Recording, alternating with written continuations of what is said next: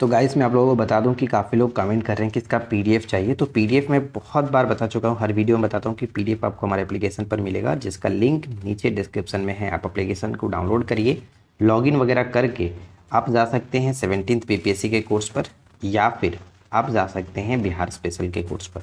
इन दोनों में से कोई भी कोर्स ज्वाइन करते हैं तो वहाँ पर आपको ये जो पीडीएफ है वो आपको मिल जाएगा। ठीक है, तो चलिए आज की इस वीडियो को शुरू करते हैं और उम्मीद करता हूँ कि इससे पहले के बाकी के तीनों वीडियोस को आपने देखा होगा। तो स्टार्ट करते हैं। सबसे पहला प्रश्न हमारा ये आता है कि बिहार शब्द का प्रथम उल्लेख किस ग्रंथ में हुआ है। तो देखिए, बिहार जो शब्द है इसका प्रथम जो उल्लेख मिलता है हमें अपने वेद के, यानी अंतिम जो वेद था अथर्ववेद, उसमें मिलता है, अंतिम वेद में। और ध्यान दीजिएगा, क्वेश्चन ये भी पूछा सकता है कि मगध का उल्लेख सर्वप्रथम कहाँ पर मिलता है, तो इसी हमें वेद में देखने को मिलता है, इसी ग्रंथ में, अथर्ववेद में। ठीक है, नेक्स्ट आता है कि बिहार में मैजिक लालटेन का लेक्चर का संबंध किससे था, किस आंदोलन से। मैजिक लालटेन लेक्चर का संबंध हो जाता है सविनय अवज्ञा आंदोलन से। ये इसका आयोजन जो है वो मुजफ्फरपुर में सत्याग्रहियों में उत्साह पैदा करने के लिए, उत्साह को बढ़ाने के लिए इसका आयोजन किया गया था, मैजिक लालटेन लेक्चर। राइट।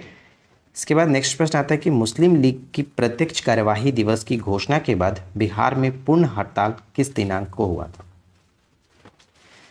तो मुस्लिम लीग की प्रत्यक्ष कार्यवाही जो दिवस थी उसके बाद बिहार में जो हड़ताल हुआ वो 16 अगस्त 1946 का दिन था, 16 अगस्त 1946। अच्छा, हम जानते हैं कि बिहार में, यानी कि हम जब हिस्ट्री पढ़ते हैं, प्राचीन भारत का इतिहास पढ़ते हैं, तो वहाँ पे हमें जानने को मिलता है कि 16 महाजनपद थे। ठीक है, तो 16 महाजनपदों में टोटल बिहार में कुल कितने महाजनपद थे, तो ध्यान दीजिएगा 3 महाजनपद थे बिहार में, 16 में से 3 बिहार में थे। और यहाँ पे वो 3 कौन कौन से, तो मगध, अंग और वज्जी, इन तीनों को ध्यान में रखेंगे, इंपॉर्टेंट है। राइट। इसके बाद नेक्स्ट प्रश्न बनता है कि पूर्व ऐतिहासिक स्थल चिरांद, चिरांद जो है वो किस जिले में पड़ता है। तो ये ऐतिहासिक स्थल था, ये आपका सारण में पड़ता है। और चिरांद से ध्यान दीजिएगा कि नवपाषाण कालीन अस्थि उपकरण प्राप्त हुए, नवपाषाण कालीन अस्थि उपकरण प्राप्त हुआ चिरांद से। और उसी तरह से चेचर को भी याद रखेंगे कि चेचर कहाँ पे, तो चेचर आपका वैशाली में पड़ता है। ठीक है, वैशाली में।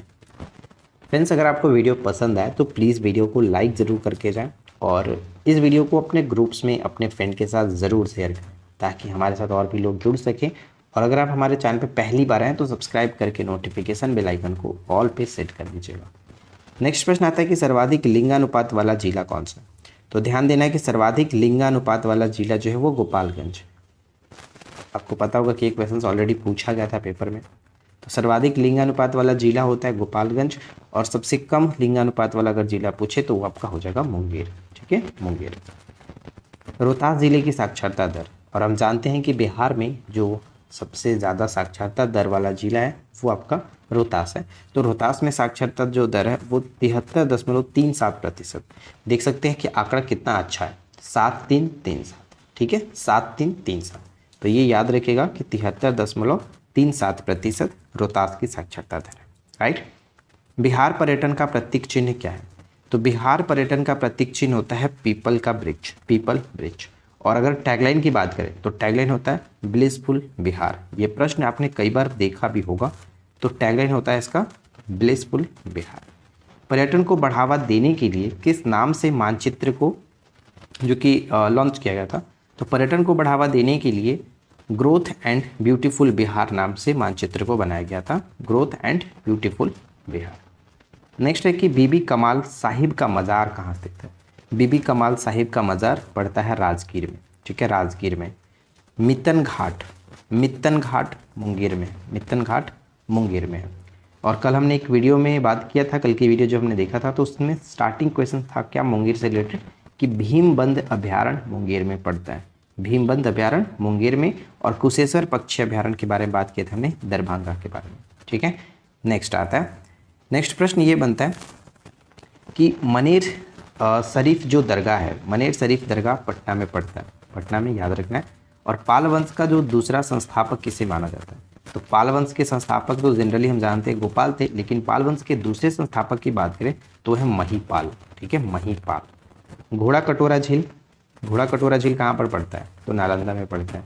और मैं आपको बहुत बार बता चुका हूँ फ्रेंड्स कि हमारे चैनल पर बिहार स्पेशल करके एक अलग से सीरीज चली थी बहुत पहले, जिसमें मैंने अलग अलग टॉपिक्स कराए थे। तो अगर आपने उस वीडियोस को नहीं देखा तो आप सर्च कर करके एक एक वीडियो को देख सकते हैं। जैसे भारत में प्रमुख नदियाँ, भारत की प्रमुख झील, जलाशय, सब पर वीडियो उपलब्ध है, आप सर्च करके देखना चाहो तो देख सकते हो। नेक्स्ट आता है कि बिहार लोक शिकायत निवारण अधिकार अधिनियम कब गठन किया गया था? तो 2015 में इसका गठन किया गया था, बिहार लोक शिकायत निवारण अधिकार अधिनियम।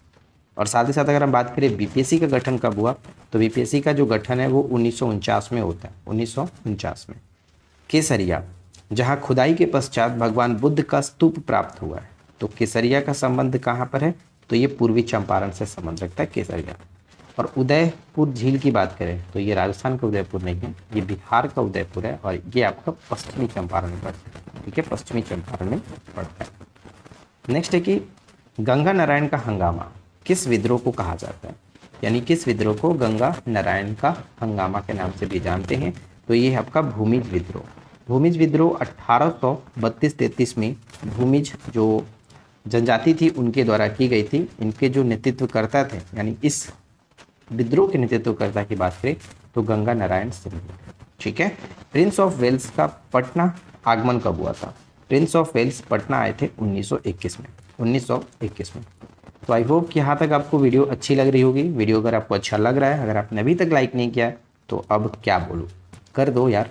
हमें भी मेहनत लगता है इस तरह को डेली बेसिस पे लिखना, अच्छे अच्छे क्वेश्चन आपके लिए लाना, तो थोड़ा सपोर्ट भी ज़रूरी है। नेक्स्ट आता है कि किस प्रसिद्ध जर्मन शोधकर्ता ने मिथिला चित्रकला पर शोध कार्य किया था? तो ध्यान देना है कि जर्मन शोधकर्ता थे एरिक स्मिथ। एरिक स्मिथ थे जिन्होंने मिथिला चित्रकला पर शोध कार्य किया था। अच्छा, मिथिला की बात करें तो आपको बताया गया था मिथिला जो भाषा थी उसका विकास किस वंश के समय में हुआ था? तो कर्नाट वंश हमने बात किया था, कर्नाट वंश। ठीक है, कर्नाट वंश के समय में मिथिला भाषा का विकास हुआ। और मिथिला मैथिल कोकिल के नाम से किसको जाना जाता है? तो मैथिल कोकिल के नाम से विद्यापति जो है, विद्यापति को जाना जाता है। ये पॉइंट याद रखना सब महत्वपूर्ण है। ठीक है। नेक्स्ट है कि बहावी आंदोलन के समय पटना का कमिश्नर कौन था? तो देखिए, बहावी आंदोलन सबसे पहले हमने बात किया था कि इसका मुख्य केंद्र तो पटना में था। बहावी आंदोलन का मुख्य केंद्र पटना में सादिकपुर घराना, और इसकी जो शुरुआत की गई थी सैयद अहमद बरेलवी के द्वारा की गई थी 1820 के दशक में, जो कि 1870 के दशक में ब्रिटिश सेना के सामने यह ज़्यादा समय टिक नहीं सकी और पूरी तरह से समाप्त हुआ 1870 में। राइट, तो ये ध्यान रखना है कि उस समय यानी कि बहावी आंदोलन के समय पटना के जो कमिश्नर थे वो हैं विलियम टेलर। और पटना में बहावी आंदोलन के जो मुख्य नेता रहे वो है आपका विलायत अली और इनायत अली। दो भाई थे, विलायत अली और इनायत अली। नूनिया विद्रोह की बात कर रहे हैं, जैसे कि अगर हम बिहार में विद्रोह की बात करें तो नूनिया विद्रोह का नाम ना आए तो ये तो गलत बात होगा। तो नूनिया विद्रोह 1778 से 1800 तक चला था। और इसमें जो प्रभावित क्षेत्र हैं, यही प्रश्न हमेशा पूछा था कि इससे प्रभावित क्षेत्र कौन कौन से रहे? सारण, वैशाली, पूर्णिया, ये सब प्रभावित क्षेत्र थे। हो जनजाति जो है, हो जनजाति ने अंग्रेजों के खिलाफ विद्रोह कब किया था? तो ये विद्रोह 1821 में हुआ। ये विद्रोह 1821 में हुआ था। अगला आता है कि जनजातियों का अंग्रेजों के विरुद्ध कौन सा विद्रोह सरदारी लड़ाई कहलाता है? जनजातियों का अंग्रेजों के विरुद्ध कौन सा विद्रोह सरदारी लड़ाई कहलाता है? तो मुंडा सरदारों का जो विद्रोह हुआ उसे सरदारी विद्रोह, सरदारी लड़ाई कहलाता है। सफा होड़ विद्रोह की हम बात करें जो कि 1870 में हुआ, इसके जन्मदाता कौन थे? तो भागीरथ माझी। ठीक है, भागीरथ माझी, सफा होड़ विद्रोह 1870 में। बिहार के किस क्षेत्र में लेटराइट मिट्टी सर्वाधिक पाई जाती है? तो बिहार के सर्वाधिक क्षेत्र में जो लेटराइट मिट्टी है वो मिलता है कहाँ पर? तो छोटा नागपुर के पठार के उत्तरी भाग में देखने को मिलेगा हमें लेटराइट मिट्टी का सर्वाधिक भाग। और जनरली हम जानते हैं कि बिहार में जो सर्वाधिक मिट्टी है वो कौन सी मिट्टी है? तो जलोढ़ मिट्टी है। और बिहार की मिट्टियों पर भी एक अलग वीडियो हमारे नोट्स के फॉर्मेट में ही कराया गया है चैनल पर, आप सर्च करके देख लेना।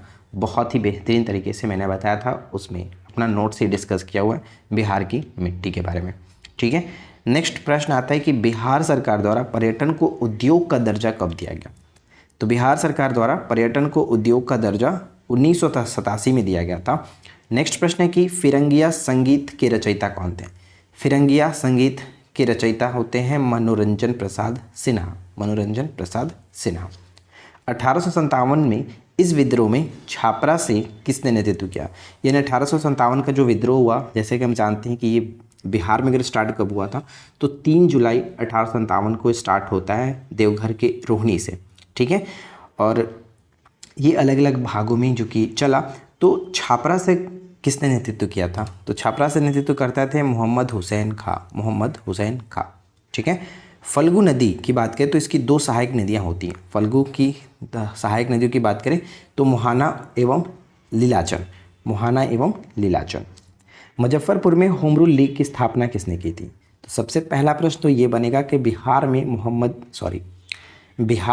होम रूल लीग की शुरुआत किसने की थी? तो बिहार में होम रूल लीग के जो संस्थापक थे वो मजरुल हक को माना जाता है 16 दिसंबर 1916 को, ठीक है।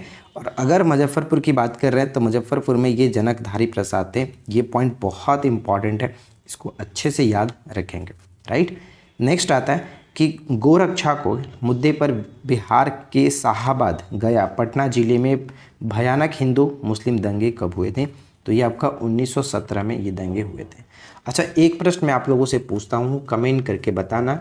अगर आप नहीं बता पाते हैं तो हम इसका नेक्स्ट वीडियो में जो कि लाएंगे कि जैसे यहाँ पे आप देख रहे हैं गौरक्षा के मुद्दे पर, तो गौरक्षा को मतलब कि गायों की रक्षा करने के लिए गौरक्षणी सभा जो है वो बिहार में गौरक्षणी सभा की स्थापना कब की गई थी? ये आप कमेंट करके मुझे जल्दी से बताना। देखते हैं कितने लोग सही आंसर करते हैं और मुझे भी पता चलेगा कि यहाँ तक वीडियो को कौन कौन देख रहे हैं। बिहार के क्रांतिकारी नेता खुदीराम बोस के वकील कौन थे? तो बिहार के क्रांतिकारी जो नेता थे खुदीराम बोस, इनके जो वकील थे वो कालिदास बसु। नेक्स्ट प्रश्न आता है कि पटना में नमक सत्याग्रह कब हुआ? तो पटना में नमक सत्याग्रह 16 अप्रैल 1930 को होता है। और एक तालाब की बात करें तो मंगल तालाब, ध्यान दीजिएगा, मंगल तालाब आपका पटना में ही पड़ता है, ठीक है, मंगल तालाब पटना में। बिहार का वह क्षेत्र जहां सिंचाई के लिए नहर शुल्क के विरोध में आंदोलन हुआ था। तो सिंचाई के लिए नहर शुल्क के विरोध में आंदोलन हुआ था, ये आपका है शाहाबाद क्षेत्र में। और इस वीडियो का आखिरी प्रश्न आता है कि कांग्रेस का एक प्रतिनिधित्व मंडल 1914 में इंग्लैंड भेजे गए थे, जिसमें शामिल 2 बिहारी नेता कौन थे? जिसमें शामिल 2 बिहारी नेता मजरुल हक और सच्चिदानंद सिन्हा जी थे। तो ये 2 लोग शामिल थे। तो कुल मिलाकर यहाँ पे हमने 32 क्वेश्चंस डायरेक्टली डिस्कस किए और बाकी जो छोटा मोटा क्वेश्चन हमने ऐसे देखा, कुल मिलाकर देखा जाए तो 40 से ज़्यादा क्वेश्चंस डिस्कस हो गए। और आशा करते हैं कि ये वीडियो आपको अच्छा लगा होगा। वीडियो कैसा लगा नीचे कमेंट करके ज़रूर बताएं। क्या इंप्रूवमेंट कर सकते हैं वो भी बता सकते हैं आप। और अगर किसी क्वेश्चन में कोई डाउट हो, कोई शिकायत हो, कोई सुझाव देना हो तो आप ज़रूर नीचे कमेंट करके अच्छे से लिख सकते हैं, ठीक है। और जैसा कि मैंने आपसे क्वेश्चंस पूछा था कि गौरक्षणी सभा की स्थापना कब की गई थी, तो आप लोग ज़रूर बताना इसका सही आंसर क्या होगा। तो चलिए मिलते हैं नेक्स्ट वीडियो में नए टॉपिक के साथ। Thanks for watching, keep learning, have a good day.